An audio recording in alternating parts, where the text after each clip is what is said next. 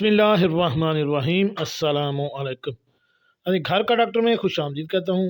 میری آج کی اس ویڈیو کا موضوع ہے مباشرت اور دل و دماغ کی طاقت، یعنی ہم بستری کے لیے دل و دماغ کا حاضر ہونا کیوں ضروری ہے اور گردے ہم بستری میں کیسے اہم کردار ادا کرتے ہیں۔ چلیں ناظرین، شروع کرتے ہیں آج کی ویڈیو۔ ناظرین، اہل دانش اچھی طرح جانتے ہیں کہ خواہش جمع کا اصل سرچشمہ دل ہے۔ جب تک دل رنج و غم اور دنیا کے افکار وسوسوں سے آزاد نہ ہو، جمع ممکن ہی نہیں۔ اور اہم بات کہ دل تمام اعضائے جسم کا سردار ہے، لیکن وہ اس فعل کو بخوبی سر انجام دیتا ہے جو دماغ کی روح شوقیہ بھی اس کا ساتھ دے۔ اکثر دیکھنے میں آیا کہ دل کے ارادہ نے تو ہمیں بستری کے مرحلہ تک پہنچا دیا، لیکن چونکہ روح شوقیہ کی رہنمائی حاصل نہ تھی، اس لیے یہ مرحلہ جیسا کہ ہونا چاہیے تھا طے نہ ہو سکا۔ اس طرح باخبر حضرات بھی جانتے ہیں کہ محض روح شوقیہ کا ارادہ مجامعت کی تکمیل کا ذریعہ نہیں بن سکتا جب دل کی خواہش بھی اس کا ساتھ نہ ہو۔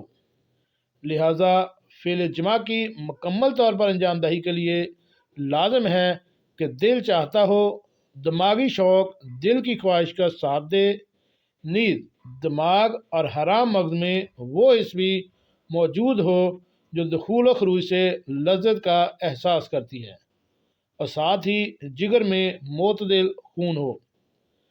بعض اتباع کے نزدیک خواہش جمع جگر اور گردوں کی مشارکت سے پیدا ہوتی ہے، اور یہ ظاہر ہے کہ جب انسان جمع کا ارادہ کرتا ہے تو جوفدار پٹھے اور عضو خاص کے دوسرے حصے خون اور روح گلیز سے شریانیں روح سے اور وریدیں بہت سے خون پر سے ہو جاتی ہیں، جس سے عضو خاص کے طول و عرض میں بڑھ کر پوری طرح کھڑا ہو جاتا ہے۔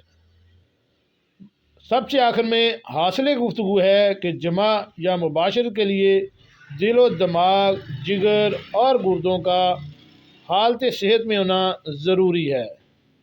ایک خاص طبیب دوران علاج انہی چیزوں کو زیادہ تقویت دیتا ہے۔ جی ناظرین، کیسی لگی آج کی میری یہ معلوماتی ویڈیو؟ ایسی معلوماتی ویڈیو حاصل کرنے کے لیے میرے اس چینل گھر کا ڈاکٹر کو